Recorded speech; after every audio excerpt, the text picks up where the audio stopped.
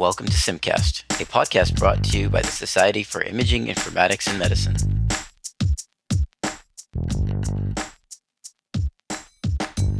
Greetings, Simcasters. In today's episode, we'll be delving into the Integrated Imaging Informatics Curriculum, or I3. Our guests, Dr. Tessa Cook and Bradley Davis, will speak with hosts Prasanth, Mohannad, and Jason about the development of this curriculum. Dr. Cook is an assistant professor of radiology at the Perelman School of Medicine at the University of Pennsylvania in Philadelphia and divides her clinical practice between the divisions of cardiothoracic imaging of the University of Pennsylvania Health System and the Department of Radiology of the Philadelphia Veterans Affairs Medical Center. Dr. Cook has published numerous papers on radiology informatics, advanced image processing, radiation dose monitoring, and radiology education.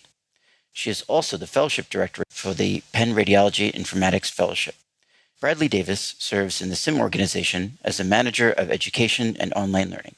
He serves on numerous committees, including the IIP Internship Subcommittee, and is actively involved in planning and overseeing the annual SIM conferences. Many of you will recognize his name from the multitude of communications around the conference, as well as the many webinar series that occur throughout the year. In addition to discussing the role of the I3 curriculum in relation to the NIC-Rad and the Informatics Fellowship, Brad and Tessa take us on a riveting journey through the various iterations and give us a glimpse into the process that culminated in this dynamic and rich resource. You'll hear a lot of discussion about the changing models of learning, credentialing, and even our perceptions of expertise. The passion for education in both of our hosts really comes through. We hope you enjoy this episode.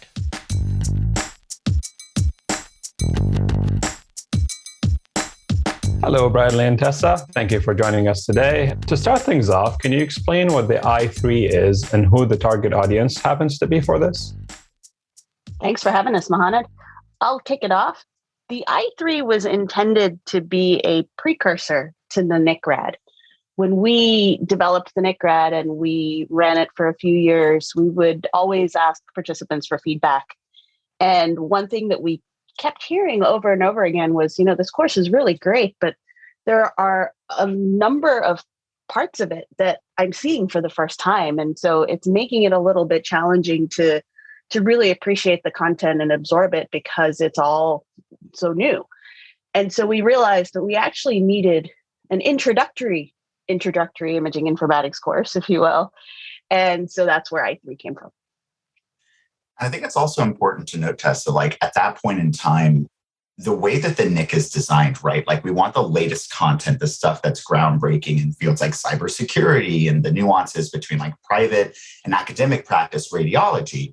And so the I3 gave us that opportunity to not just establish that base level foundation like you're talking about, but also build upon it and continue to renew it and continue to reinforce that foundation with the latest information. And it just gave us this really fun place to be able to start and introduce, folks new to imaging informatics, maybe folks who haven't had a lot of experience within the field, or folks who are interested in a career switch. And it gives them that kind of opportunity to grow and change. Yeah, you're absolutely right. We were definitely struggling as we put together NIC-Rad to balance the core content with the cool stuff. And, sometimes maybe we strike the balance a little bit more towards the cool stuff than the fundamentals. And so I3 gave us the opportunity to go back and kind of start everybody off at the same point. We're talking about everything we do at SIM is cool. Everything imaging informaticists do is cool. I know, that's the problem, right? Thank you very much for the explanation there. We'll expand. We're going to ask you a question, Tessa, because you're a friend of the Simcast here. You've been on our second episode talking about the NIC. I'm interested in the creative aspect of how you were able to bring people on. And also, I guess there's a degree of overlap that would occur between the NIC and the I3. And what was that balance that you wanted to see where it's synergistic, but not, you're not duplicating your efforts as well? Right. We didn't want to just create a precursor curriculum that repeated all of the same things that they would ultimately see in the NIC-Rad. But what we wanted to accomplish with I3 was to really take it down to basics and first principles for folks that hadn't really had very much exposure to imaging informatics prior to the course and to either of the courses, I guess. And so in that way, we really were able to somewhat minimize the overlap. I think for some of the fundamental concepts, there is still some overlap, but it's okay if you're new to imaging informatics to hear about things like DICOM and HL7 more than once.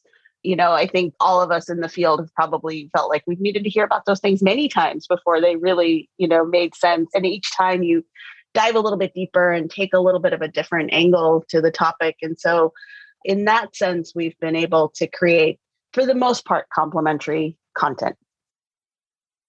Yeah. One of the things I've noticed with some of my residents is they don't recognize or realize that informatics is more than IT, more than just spinning hard drives and servers. They don't recognize, or, they've never known that informatics also covers, team building, leadership, managerial accounting, and I know there's courses in the NIC about like the business side, about like billing and coding is, basics, obviously, but they just didn't know that this was part of it.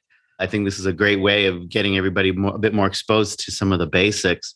I do wonder, why did you guys pick this format, this online kind of format, instead of, like the NIC where you've got the lectures or the flipped classroom? Bradley, maybe you can start us off on that. Yeah, absolutely. So I think probably one of the best and worst kept secrets is that originally i3 was going to be a series of micro videos. And we wanted to target 3 to 5 minutes for each one of these topics, very conversational, very question oriented, and then to have each one of our faculty come in and represent those materials. Very early on in the development, Tessa, right when I came on board with STEM, actually, I think you and I met to talk about this. I said, well, what do you think about this other program called RISE 360? It's an Adobe instructional design software that's becoming very, very common, that takes what was once a very basic, very bland style course, which, to clarify, is not what I'm calling the i3. There's nothing bland about videos, but it takes like that bland style of traditional course methodology where it's just text on the screen, and it makes it fun. You get some interactions with it. And it's something we're using with a few new projects that are coming up here at SIM. And we kind of jived with it. And not only, and this is my point of personal pride here, not only did we get Tessa to say, you know what, let's do it. Why not? Let's roll the dice. We also turned Tessa into an instructional designer in her own right, with her own Articulate 360 and RISE 360 license, which she experiments with. So it was definitely a very different style of delivery method. But I think it created a stronger course because it puts the learner, regardless of where they are in the world, where they are in terms of their career, where they are in terms of how much coffee they've had in the morning, directly in the driver's seat of their own learning journey. And that's a really fun experience to be able to empower your learner to take control of what they want to do with their future. But Tess, I think you'd be able to talk a lot more about the beginnings of this project and the grant and all that fun stuff.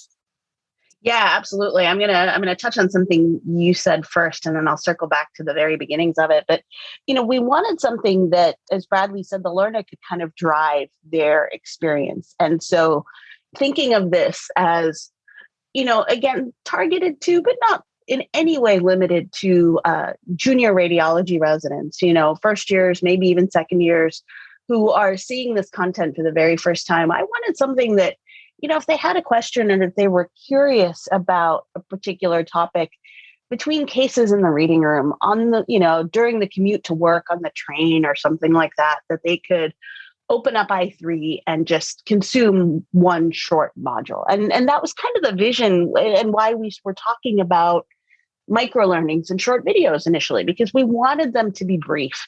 And then, as Bradley said, the Articulate platform is really phenomenal as a novel educational delivery mechanism. And I am using it for another project, actually, because I like it so much. And so Bradley's not kidding. I mean, he's turned me into like a little Articulate developer here. And it makes the learning experience more pleasant. Certainly the educational design experience is a lot less burdensome than perhaps, recording videos, doing video editing, all of that. And so it's worked out really well.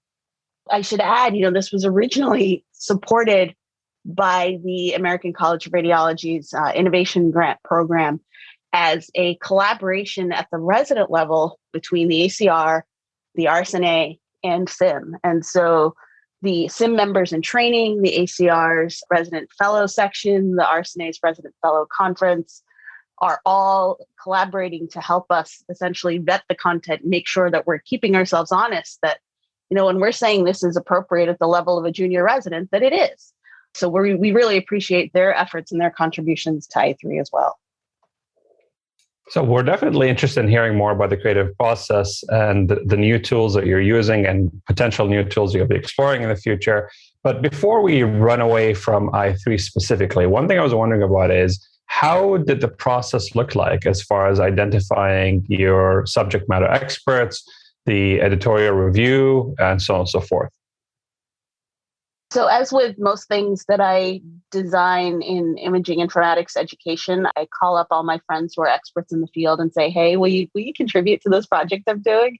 And I'm fortunate that there are many gracious, enthusiastic people in our specialty who are devoted to training the next generation and the current generation of informaticists.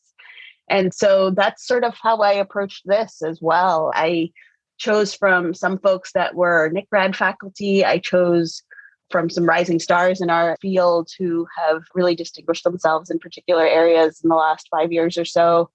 And it worked out really well. People were really generous with their time and with their knowledge, and gave us a lot of material that we were able to work into a very nice course. Yeah, and I thought what was really cool, Tessa, to piggyback on that, like the amount of faculty that you recruited and who are willing to give their time and to pass on their knowledge and those experiences, not just to the future learners of this course, but also people within their own institutions, or that they connected in with LinkedIn and saying like, oh, hey, do you want to collaborate on this little project with me? It's for just a little course we're doing for the Society of Imaging Informatics and Medicine. And people just jumped into that. Like we had got so many new volunteers who, us here at the society from the staff side had just never met, never heard of before. And now it's like, oh yeah, you joined us on that one project. It's just really cool that that's the kind of field that we have. I think that's just a testament to our community. You see that spirit in everything that SIM does. And it really comes from our volunteers and our experts. It's why everything that we do in SIM is so cool. I mean, it's the people make it that way, it's great. So talking about the people, would you be able to shed any light about, I guess, the number of people that contributed? I imagine there's the content creators, but then also reviewers as well. And then was there a focus to make sure that there was a wide representation of, I guess, academic centers, maybe community hospitals, different specialties? Your thoughts on that? Yeah, I can jump in with that one first. So we actually had 27 representatives working across the faculty. So that content comes across a very wide, diverse audience. And then we had approximately, I would say 50 different reviewers across different aspects of imaging informatics, everyone from MDs, PhDs, your traditional radiologists to your IT clinicians, a couple enterprise architects as well jumped in the mix. We really wanted to ensure that we were getting as wide and a diverse review of feedback as we could, to the point actually that by the time that this review period ended, after, I want to say we gave them 2 weeks, Tessa, I think that was the goal. Oh Lord, I think we had like over 200 recommendations for slight twists and changes. And I'm thrilled to say that we were able to incorporate every single one of them because they were great. And again, going back to what Tessa just said about the community itself, I mean, that's another element of it. Folks who maybe have never reviewed a course before got to experience something very different, jump into those materials, and really create a fun experience that we can use to pay it forward to learners all across the world. Yeah, it's been a really great team effort. And as I'm thinking about it, I should acknowledge Jason, who was one of the first people that actually introduced me to the Articulate platform and helped us to kind of mock up a prototype of what it could look like. So yeah, thanks, Jason. You totally nudged me down the right path there, because otherwise this would have been a whole series of videos. And I think it turned out so much better this way. Articulate's a cool product in the sense that you can use it as someone that might not know any, programming experience. And there's a lot of back-end tools that allows you to be able to integrate with. So yeah, it is a nice tool to be able to incorporate. Speaking of the contributors to this course, did any of them happen to be trainees or early career informaticists by any chance? There are a fair few early career informaticists in the first set of modules. There are some trainees. Actually, now as I think about it, they might have since graduated, but there are a few informatics fellows in the next round of content, because that's the other cool thing about this is we can build incrementally. We've rolled out the first batch of modules that was ready to go, but there are more. And the way that we've created this pipeline, as we identify different topics that we want to add to the curriculum, we now sort of have an established process of how to do that, which is pretty neat. Yeah, there are a lot of threads that we intentionally left open there. Everything from other medical specialties like pathology or dermatology, down to even different geographic localities and regions. Like our goal here at SIM right now is we want to be able to bring imaging informatics materials worldwide. And this is such a great vehicle to do it. You know, Tessa, I want to say that we had 25 or 26 different content modules that were all question-based. And it was just kind of a what-if question style. How do you engage in cybersecurity? How do you recover your data?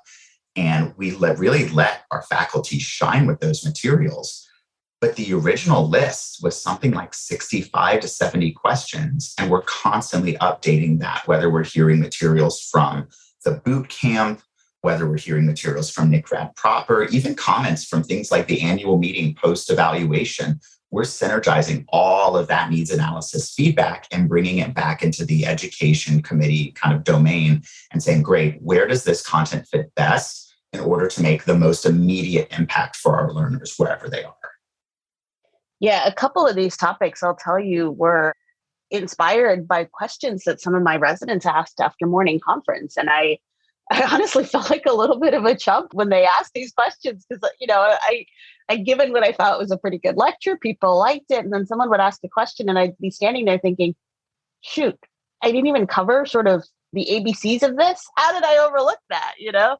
And so some of the topics are really just inspired by real life, which I also like about I3. Wait, Tessa, no. How could you be a chump at your lectures? I've been to a bunch of your lectures are awesome. Plus, you're FSIM, man. Like, no way. You guys being around Thanks, Dr. man. I Wiggins. appreciate that. But, you know, we're all human, right? I know, I'm teasing. You know, being around Dr. Wiggins, or should I say Lord Wiggins, you know how it is. He's a powerhouse too. No, I'm just teasing. Uncle Rick is rubbing off on you. I see that. You know, he runs a tight ship when it comes to, no, I'm kidding. You know, it's very true. Like a lot of times you'll get these questions from the residents about different things. And, you know, my wheelhouse is definitely not 3D printing. Thankfully, we have Ed Quigley here who does 3D printing. So I can like, you need to go talk to Ed, or, you know, just different other aspects that are not where my strengths lie, or, you know, in your case, where your strengths may lie. So it's nice to have this kind of other resource to, you know, start people down that path. I'm curious as to how you guys might connect this to other content that SIM has in the future. And also, you know, Bradley kind of alluded to things about like, you know, DERM, visible light, and digital. And of course, anytime you talk about visible light stuff, you start heading down digital path. Are you guys looking at expanding down that direction? Because they have very difficult questions and problems to solve. I remember this last annual meeting, listening in on one of the lectures by some of the DERM people, and I had no idea of some of the problems that they have to figure out. Just like simple things like white balance for their photography. I had no idea that this was as big of an issue, because most of the time with cameras, just, you know, we've gotten to the point where you know, point and click. So where are you guys looking at for this kind of for the future? I'm going to ask Bradley to chime in on the grand vision part, because I've heard him speak about this before, and it is so much more eloquent than I could manage. But I will answer the second part of that question, which is, you know, just as we did with NIC-Rad, you know, NIC-Rad is kind of spawning these other siblings, I guess is the best term, in our other image producing specialties, you know, dermatology, and maybe even we'll kind of dive a little deeper in some things that cross specialties like AI. And so I can definitely see doing something similar with I3, because this was a little bit of a proof of concept too, right? Can we do this? Can we make it work in a way that people who are new to the field enjoy the environment, enjoy the content, and feel like it's valuable. And I think we will quickly get an answer to that question as we roll it out, at least roll out the first set of modules.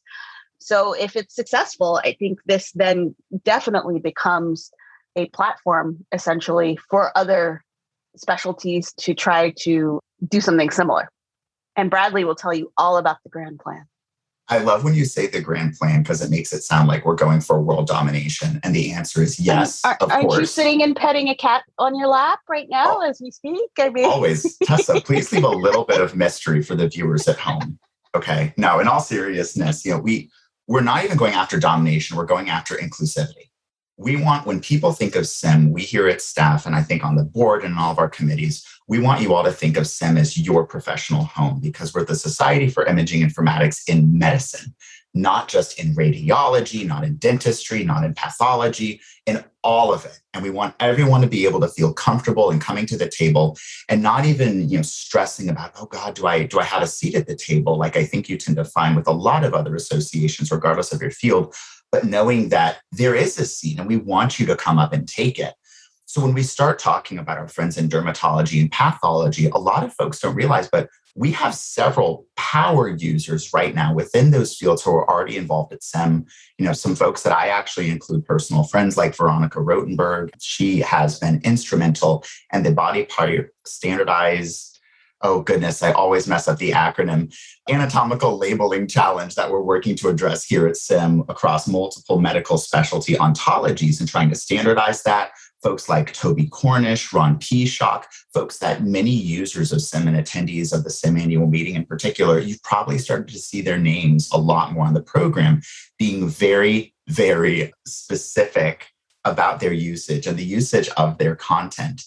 So through those super users and kind of those super subject matter experts, we've been able to inject this new level of expertise and competence into our various curriculum materials, which has enabled us, like you were saying earlier, Tessa, to leave some of those threads open and really begin to explore some of these materials so that future folks who maybe don't know anything about imaging informatics, but are in dermatology and are interested in how cross-medical specialties might work, can start to come back into this exciting career path, which has been around for decades, but has really just started to get this juice behind it and keep it moving.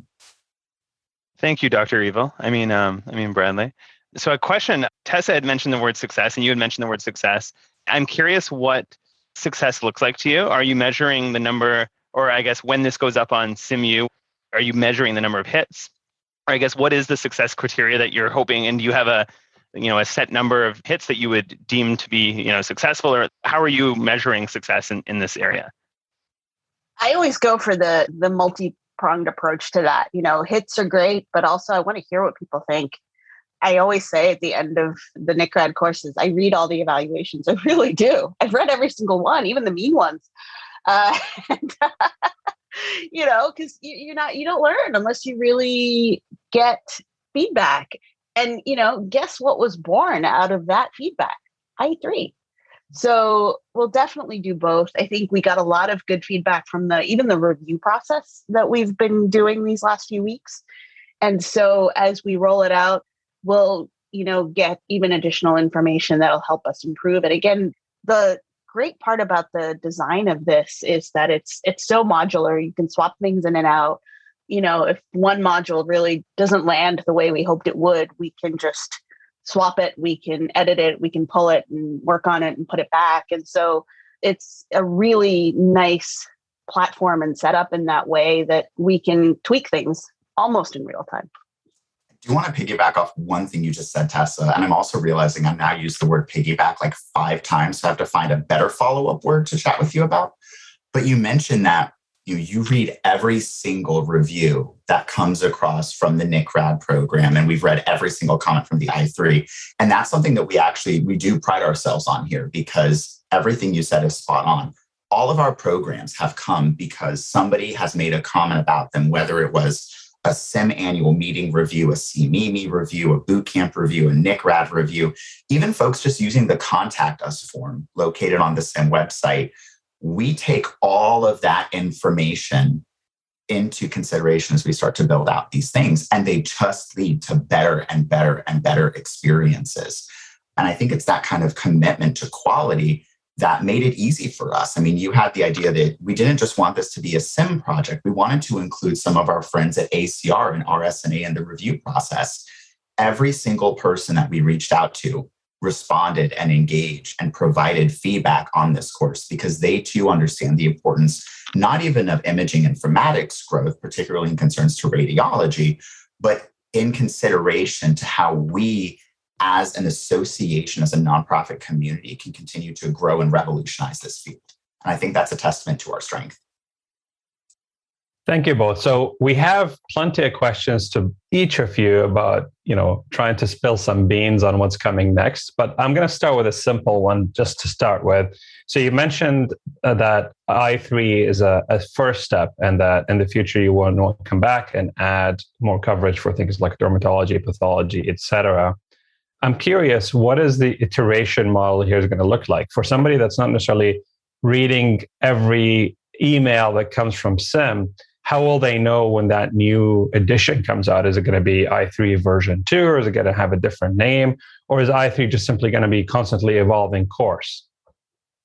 I think it's that last option, Mohannad. I think this is whenever you design, I'm interrupting myself now. Okay, that's that kind of warning. Whenever you design something educational or put content online, the fear is always that it's going to get stale, right? And that's one of the things I love about this platform is that it's going to help us to keep this fresh and keep it updated. And I think what we'll probably end up doing is, just put sort of version numbers on the individual questions, but each question sort of stands alone as a module. And, every once in a while, if there's a critical mass of updates that goes out, we'll drop something into a bulletin and make sure folks know. And, there's also ways that we can highlight these in the course itself.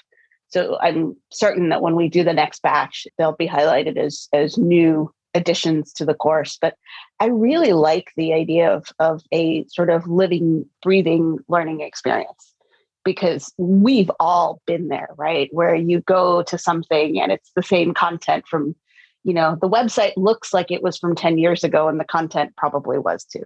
I want to avoid that as much as possible.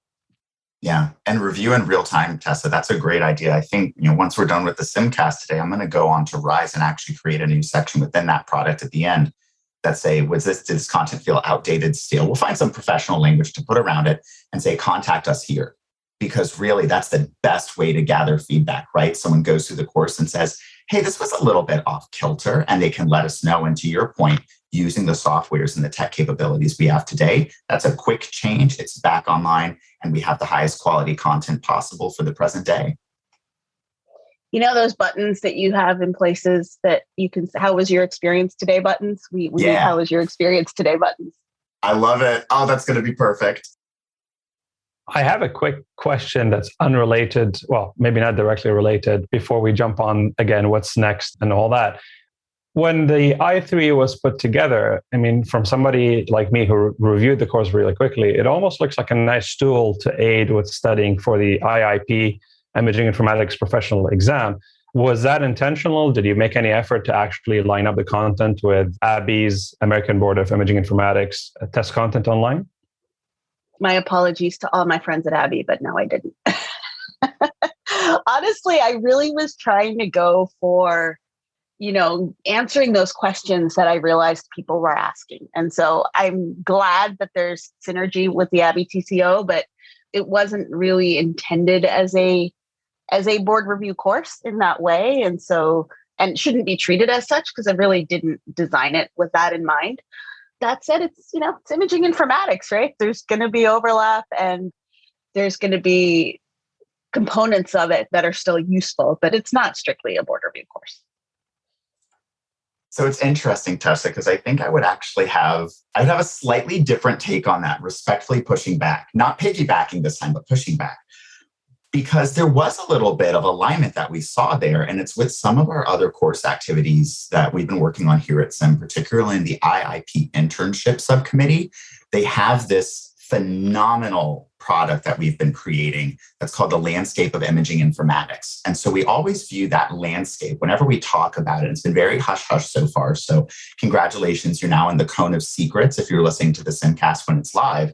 But that landscape course is meant to be the philosophical component, whereas the I3 is meant to be more of that technical component aspect of it. And so they synergized really well.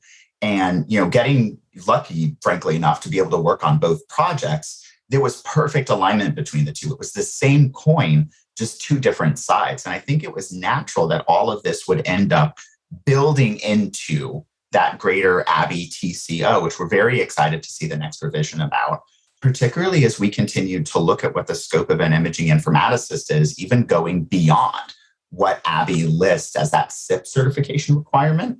So a lot of stuff, DICOM, HL7, FIRE, all of those things you can find in the ABBY TCO. But then also there's a little bit of extra on top that maybe an imaging informaticist or a budding radiologist never really considered as a career option. And I always go back to Jim Whitfield's section on cybersecurity when I think about that, because what a phenomenal career specialized topic that's so critical. So there's a lot of synergy between those materials. And I think that even though it may not have been the original inclination, I guess is the right way to say that, to make it align, I just think it naturally ends there because that's what we adhere to. Yeah, you're absolutely right. I mean, certainly the intent was not there, but the content, the fundamentals are the fundamentals, right? Whether you're approaching this as a physician or as an IIP or as a data scientist or of many of the dozen other roles that our SIM members find themselves in, the fundamentals are the fundamentals. So it works well for learning. And ultimately, if a CIIP is the goal, then you've got the foundation to build on. So I have a question that's a little related, but also probably deviating off topic a bit. Bradley was talking a bit about, Jim Whitfield's cybersecurity, and, it's definitely a topic that we cover in SIM. And it got me thinking a little bit about the other day, I found a board certification in AI. And I think we're starting to see a lot of these corner case board certifications starting to crop up here and there. And I don't think that's necessarily the direct, I guess the question is how do we avoid SIM heading in that direction? I think this is a great way of that by keeping us broad enough to cover lots of different topics. But I could definitely see people going down a rabbit hole and saying, oh, suddenly we need this certification or that, or, So what are your guys' thoughts on that topic in general? I think it's a very heavy-handed topic. And Tessa, I'd be interested to hear your thoughts, of course. But from an education side, I think that the global workforce and really workforce development as a field in general is moving to embrace the learner as the critical deciding factor. For some folks like myself, you graduate college and you say, what's next? And I want to go get a master's degree. And that's what you want to do. And so you take it upon yourself to find that program, find that field, and dive into it. For other folks, they may want that certification. They may want to go after a PMP from the Project Management Institute or the SIP with ABBY and SIM. But there's this growing newer field in certificates, which don't have the educational requirement as often. That's not entirely true. I don't like speaking in absolutes, but not as often do they have all of these stringent educational requirements on the back end. You have new things coming along like digital badges, which contain metadata. And I'm thrilled to say that here at SIM, we're starting to experiment a little bit more in that metadata domain and really curating it so that the learner's journey is not according to the Society for Imaging Informatics and Medicine, but for the member of the society who can choose their own educational journey in this new age environment. There's been a lot of bad things that have happened over the last year. We have tackled everything from a global pandemic to cyber attacks, frankly, to systemic racism, to all of these things that have just been crisis after crisis after crisis. But the one thing that I have been blessed to see, at least within my professional field, is that there is this new age renaissance about what it means to be an education professional and a purveyor of education. And I'm frankly very excited to see where that goes next. Yeah, certification is an interesting thing. Do you get a certification because you want to demonstrate to your field and your community that you are an expert in something? Do you get a certification because it's expected in your profession that if you are an expert in something that you have earned this certification to sort of demonstrate that, underline it, whatever you will? I think it serves different roles for different people. And that's probably why we're seeing these edge cases, Prasanth, as you called them, cropping up. Ultimately, I think there's a little bit of, the market will drive that a little bit. If there are enough people that seek out the certification and there are employers that value it, that it will stick around. And if not, maybe it won't. And so, there are some things that are sort of required. So for the physicians, obviously, we have to be board certified to practice. But there are others that could maybe come and go depending on what is valued in the profession. And so I think we probably will see some new ones come along. I've seen the one that Prasanth mentioned. I think I have a friend who's actually trying to earn it. But, there are probably very few folks, as these things are introduced, there are going to be very few diplomates, if you will, out there. And, will they persist because there's market demand, because that certification is seen as valuable? It's hard to know. I mean, with the CIIP, there's clearly value on many fronts, on the individual front, on the professional front.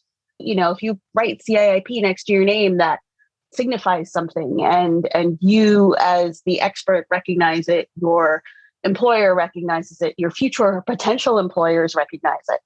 And, a certification has to sort of achieve that status, I guess, if you will, in some ways too.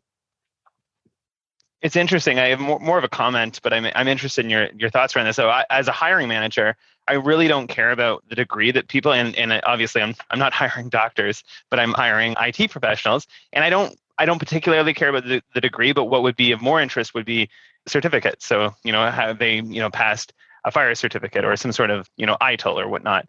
And I'm curious about, as we see Udemy and Coursera and things like this, where it has democratized education, and it really has kind of underlined the fact that the structure of academia as it exists today is largely a social construct. At least that is an opinion that I share. I'm curious to your thoughts around this and kind of what the future of education might look like in 20 years.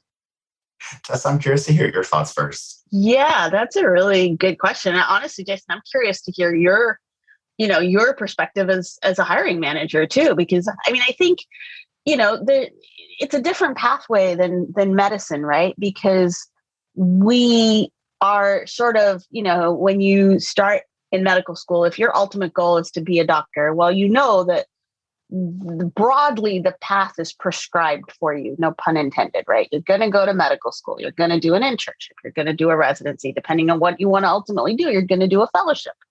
And that's just all laid out. That's just the expectation, right? And not every career is like that. And certainly for many of our friends in STEM, there's latitude and there's different branching points and there are decisions to be made along the way. And I kind of like that so much of this education is democratized now, because it also gives people the ability to pivot and to add new skills without, making a huge investment in something like a master's program or, a complete career change where you have to actually sort of quit the job you have and go learn how to do some other job and then go find the job doing that. I mean, that was sort of my parents' experience, right? And it's completely different now. So I think it's super cool. I mean, and it also lets the rest of us dabble a little bit in these things that, even though they may not ever end up being our primary careers, are still interesting. And, we don't necessarily call ourselves experts, but we can have a basic conversation about something. So I think it's great. And I think that probably is a trend that's going to continue in the next decade at least. No, I would completely agree, Tessa. And I love what you said. You are the sum of your collective career journey, because if what we start off with is what we're going to be forever, I would have been a botanist. Now, the best part about that is I can't keep a plant alive to save my life. So thank God for everyone that I transitioned. But if you would have asked me even 5 years ago, 6 years ago, Bradley, are you going to be a content developer or an instructional designer? I would have looked at you and said, what's that?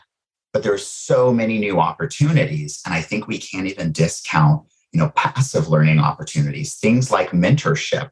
Amina Alahi, one of the folks that we have on the IIPI subcommittee, is a huge champion of mentorship, as well as career coaches that can provide you that feedback. Volunteer opportunities. I am thrilled to be able to work with so many amazing growing rock stars who never realized that they had this potential option to be an educator or a professional development coordinator or anything along those lines, but who have really kind of come into their own through working with these materials. Jason, going back to your original question, 20 years in the future, holograms, I definitely believe that. I think we're going to be a lot more Star Trek, but I think it's going to be so much more because Tessa, like you were saying, that path, that trajectory is no longer as clear-cut and defined as it has been historically.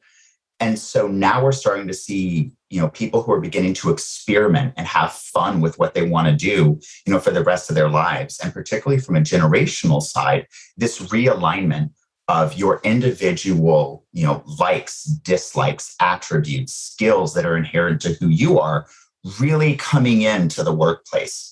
Since we started putting work email on our cell phones, there really is no differentiation between personal and professional life. So if you're going to be in a career, you might as well make sure it's something that you love.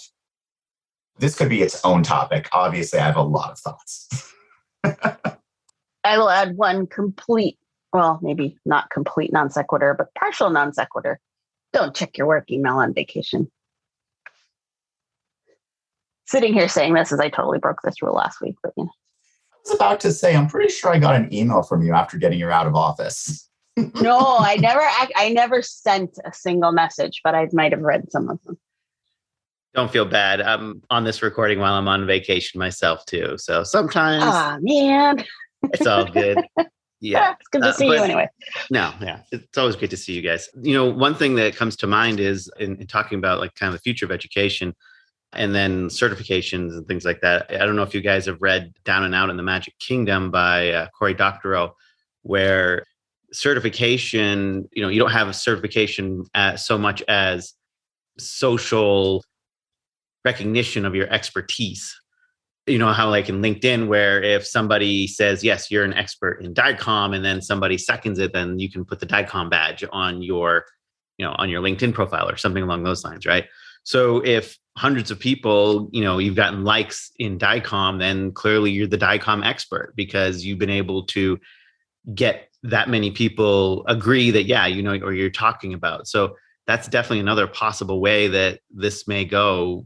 And, we don't need formal certification. You get informal certification via more of a social engineering or social methodology, which has its interesting aspects as well. But, we're coming up on the hour here. And I did have one question for Bradley about badges. And if you think we do need some badges.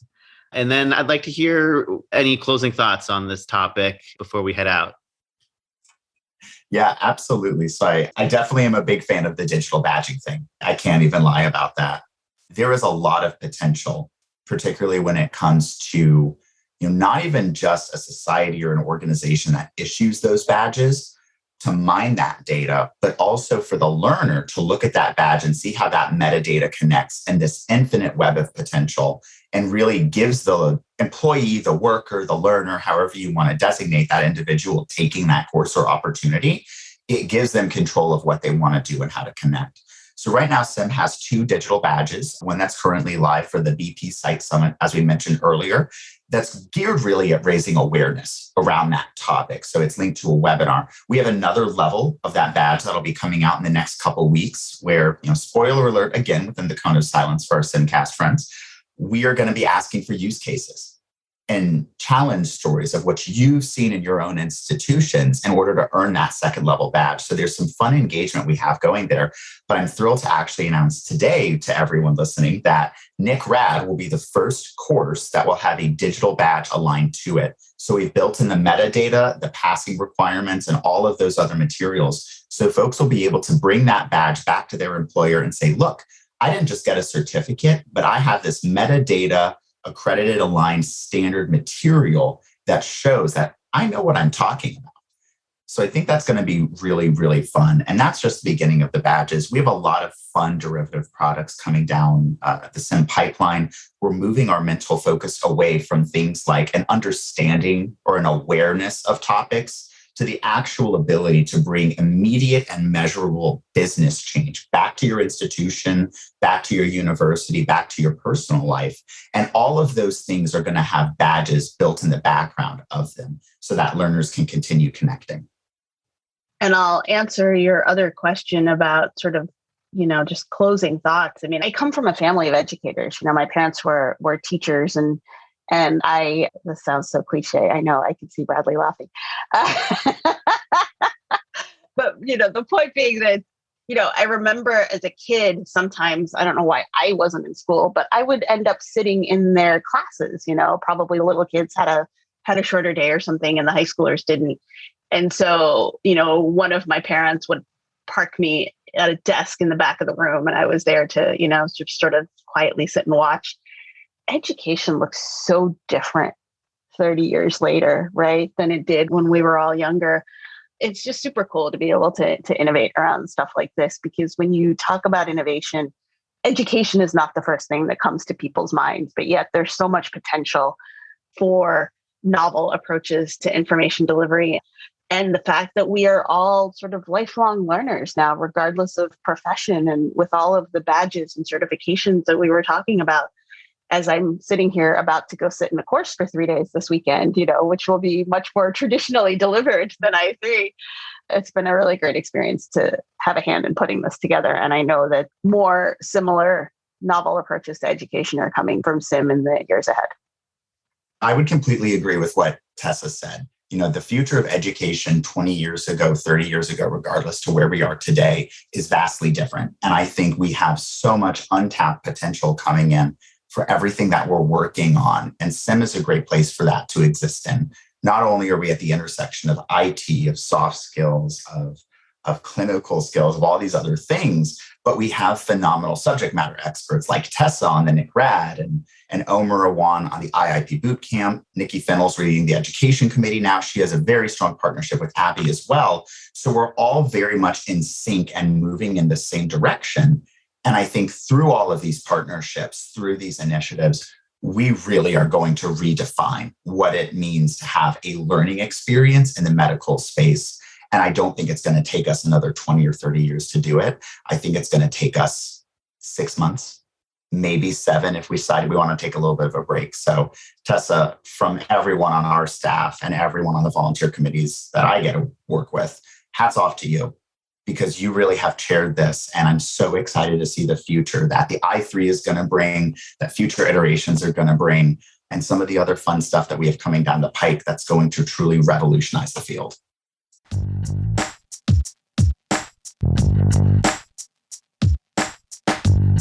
Simcast has been brought to you by the Society of Imaging Informatics in Medicine.